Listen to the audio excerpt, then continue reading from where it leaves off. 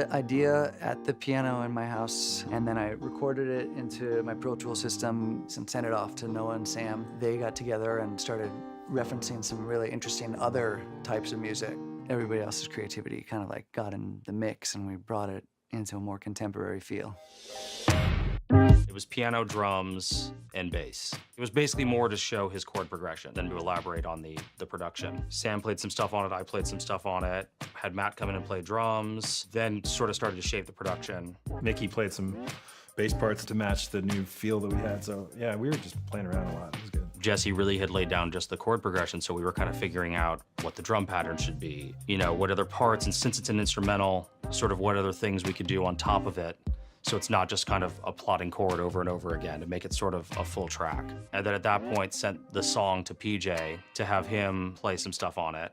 And then he sent back a bunch of tracks to us. We went through those, put them in where they needed to be. Then I actually sent it back to Jesse at his home studio so he could add more stuff to it. And then he sent that back. But there was a lot of flying back and forth of things. But I mean, that's kind of funny because I was thinking about it. That's how all the songs about Jane demo started as well. Adam used to joke about it all the time because he'd come in with these progressions you'd written, and he's not as efficient of a piano player as you, so he'd come and he'd kind of butcher it a little bit and try some stuff and not remember how it felt, but that was sort of the charm of it. Like he kind of would turn it into something else, and then we'd work on that, and then you guys would take it back, and that's literally what happened with this too, which is kind of cool.